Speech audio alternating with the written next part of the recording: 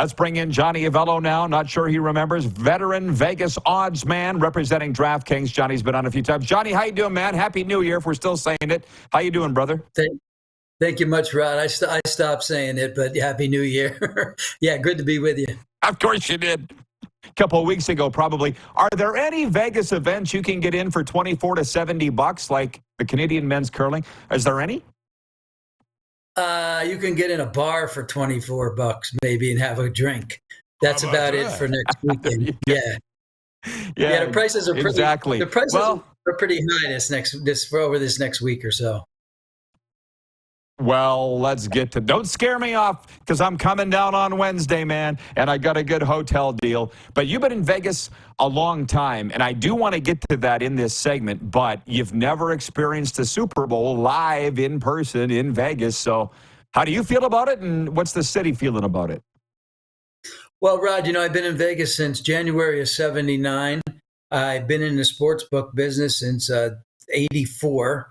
And so, in my tenure in the business, I've always said that we'll never have a Super Bowl. We'll never have any major events here that, are major sports because we take gambling on them, and that's just a no-no in most of the sports jurisdictions' eyes. So until PASPA was overturned back in '78, that started it all, and that's why Vegas is able to have a Super Bowl now. The town's pretty excited for it. I always used to say if you couldn't go to Vegas party for the Super Bowl, you might consider going to the Super Bowl. That's how popular the parties were in town. So now you get the parties, you get the Super Bowl, and everything else the town has to offer. It's going to be quite a zoo here this week. Well, to the actual game, and then we'll get around to some other stuff. So, depending on the sports book you use, and ours is Bet Regal, our official betting partner, the 49ers opened on Monday as 2-point favorites, the 49ers over Kansas City, and it's been trimmed to a point. To be honest, I would have had the Chiefs all the way. You're seeing everybody saying, don't bet on Mahomes. Don't bet against Mahomes. Don't bet against Mahomes. How are you on the line for this? What's your thinking on the game? Well, we opened the game 2.5 right after the AFC-NFC championship game was over, and we held there for a very short amount of time, but then we went down all the way to 1, 49ers, the 1-point favorite. That held up until Monday evening, and then we started to go the other way, went back to 1.5, 2, and so now that's where we currently are sitting at 2. The total hasn't moved much, 47.5 total combined points by both teams, 47.5 holding steady at 47.5. Now, when I tell you that movement happened, we went down, then we went back up. That means we have pretty good action on both sides, but I will say that we are heavy on one side, and that's the Chiefs. That's not unexpected. I mean, the Chiefs have been in a Super Bowl many times, won 2 Super Bowls. Mahomes knows how to get the job done. And anytime that team's an underdog, they're going to attract money. How does setting the line for a Super Bowl compare to other games, regular season or playoff? Is there a difference in more factors involved? No, it's pretty simple. I mean, we've got a whole base of games to go by for the whole year. Some teams have matched up against each other. We put that thing up in, I'm not kidding, Rod. We put that up in less than a minute. I mean, we just have all the data we need. We know what line we're thinking even before the games are over. We're thinking a week or two ahead of what the line should be. And certainly some injuries, could skew that a bit. But for the most part, we know where we're going. And like I say, it's up within seconds. I just did a little search on Johnny Avello, yourself, before we went to air on all the things that you make odds on, and you're pretty heavy in the horses too, right? What is your favorite sport? What are you best at in setting the odds? Probably all of them. My favorite is probably college basketball. I've always enjoyed college basketball, especially when we get to the tournament. But if you really want to know what I have a lot of fun with, it's Oscar betting and Grammys and things of that nature, entertainment odds. And we have those. They can be bet in Canada, which is great. So Academy Awards and Grammys are up for betting. Now, you asked me, what do I like? I like all those sports. I also like props. We got a lot of props up on this game. We put up some Taylor Swift props. So we're just having fun with the whole experience. To be honest, I think those are the bets that the non-hardcore football people like. Right? How long is the national anthem going to be? What's the color of the Gatorade going to be? What are some of the props that you guys have put up for Super Bowl 58? Well, we have everything you can think of that could happen during the course of a game. A scoregami, you know what that is, Rod? A scoregami? That's where I'm afraid I don't. I didn't think you did. And probably some of our users don't either, so that's why I better explain it. It's a bet where a score in a NFL game has never happened before. So I'll give you, for instance, 68-58. That's never happened before. So you can bet that a scoregami will happen or not happen. So there's some of the unusual ones that we have up. But, we have everything from, the first flag of the game, who's it going to be on, to what type of penalty it's going to be. If you name something that's going to happen during the game, we have it up there. Who's going to score the most touchdowns? Which receiver will score the most touchdowns in your mind?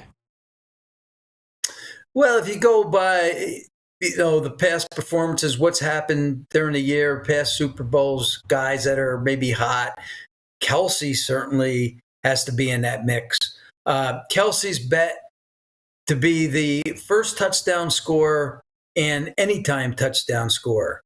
He's taken the most money on that so far. So if you're looking at a guy that's going to score a lot of touchdowns, he's one. Mahomes certainly could score a couple of touchdowns if it's, close to he could run one in from 10, 20 yards. He could score one from 1 yard out. So he certainly has to be considered. On the other side, McCaffrey, he's a touchdown machine. So, he's the shortest price of anybody to score the first and any touchdown. And they got Debo and they got Ayuk and so many other players that can score touchdowns and maybe multiple touchdowns. So that's what makes the game. This is a good game. It's a good couple of offensive teams with great offensive players on both sides. Off the top of your head, do you have a bet on Taylor Swift's lipstick? Like, I like her music, but I'm not a super fan. Maybe she always wears the same color. I don't know. What are some of the Taylor Swift prop bets you have? Well, what we did with these Taylor Swift, we didn't put up how many times they're going to show Taylor Swift or will she be wearing red lipstick. We took her songs and then we applied that to a bet. And I'll give you, for instance, so Anti-Hero, we put Purdy 250 passing yards plus 2 passing touchdowns. He's the anti-hero. Get it? He's had a good game. Deja Vu. Against the Chiefs, yes. Yes. Deja Vu. That's one of her songs. The Kansas City Chiefs win exactly by 11. That's exactly what the Chiefs beat the 49ers back in 2020 when they played each other. Gold Rush, the 49ers to score 40-plus points. How do you get the girl? Travis Kelce to score a TD in each half. You get where I'm going with this, Rod? That's good. Did you come up with that, or did you have a team on that? Well, we have a team on it. Yeah, the team. This took some serious thinking here. Now, if you want, I know Michael Bublé is a big fan, probably of yours, right? So when Michael Bublé absolutely, we love him. Yeah, when Michael Bublé starts coming to the games, and then he starts showing them, we'll start putting bets up on him, like, feeling good. Both teams scored 2 touchdowns in the first half. Or if Celine comes to the game, it's all coming back to me. Both teams will be down at the half. Whoever's down at the half comes back and wins the game. So, we can do things like this with a lot of stars out there and just apply some of their songs to proposition bets that apply in the game. That's the kind of stuff that makes it a lot of fun. Now, I have to ask you this. I've been going to Vegas for a long time, but not nearly as long as you've been there, and I've been doing the math here. It's 43, 44 years. How's life changed for you since it became a pro town. And I don't mean in the betting world, but just as because it used to be, look, once I quit drinking was 9 years ago, I went to Vegas going, I'm looking for something to do. There ain't a lot to do when you're looking for sports at that time, unless you're a fan of the Runnin' Rebels. And that's not the case now, right? It's gone through quite a change in the last decade. Yeah. Yeah, the Runnin' Rebels still play in town, but, they're a 500 team in basketball. Football, they had a really good year this year. They went to a bowl game for the first time in a while. They won 10 games, so tremendous season there. But with the Knights here and the Raiders here, it's, the town loves to rally around both of those teams, especially the Knights, because, they've won the Stanley Cup and they're usually in the hunt every year. But I got to tell you, Rod, the traffic's horrendous when you try to move around the town compared to when I came back and, 45 years ago. So it's fun, but it takes a little more time to maneuver around.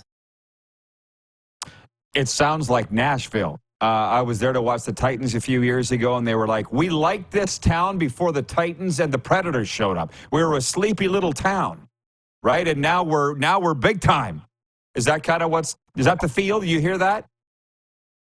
Yeah. Well, for guys like me who've been in town, since early '79, when there were 300,000 people here, and now there's 3 million, it's changed a lot. So I've seen it go through many, many changes.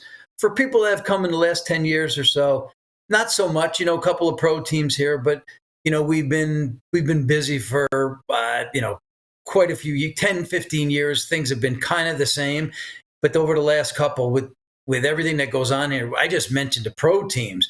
I didn't mention any of the concerts and events and all the other things that surround this town. So, yeah, the town is very, very busy. Let me ask you this. Lastly, any tips for people coming to Vegas next week? Things they must see, they must avoid? Any tips for everybody? Well, there's tremendous restaurants in town here, and there's certainly a bunch on the Strip. I would say go off the Strip, go to where I live down in Henderson, go out to Summerlin on the west side. You'll find some great restaurants there, and it won't be quite as hectic. Shows are going to be certainly difficult. We have the Sphere in town here. I think that's worth seeing. That's a new attraction right in the middle of town. So yeah, there's, if you can get outside of the Strip for a little bit and see what the town has to offer, I think they'll enjoy that. If you're going to stay on the Strip, that's fine, but you expect just wherever you go, expect crowds and waiting time. Oh, great. Well, my favorite steakhouse, maybe anywhere, but especially in Vegas, is Vic and Anthony's. You must have been there, Johnny. You ever been there? No, I haven't. Where's Vic and Anthony's? Where is that? Vic and Anthony's is in the Golden Nugget. And it's just the old school, red leather couches and fixtures and just huge ass steaks for a good price. That's what I like. All right, Johnny, I appreciate this, man. It's always fun. Maybe I'll see you next week at Super Bowl. Rod, I'll be on Media Row. Maybe you're going to be there too. So let's catch up. Thursday, Friday, doing this show live, Johnny. So I'll be looking for you. Okay, Rod. Have a good day. The great Johnny Avello, veteran Vegas odds man, repping DraftKings. And there you go. He's going to be on Radio Row.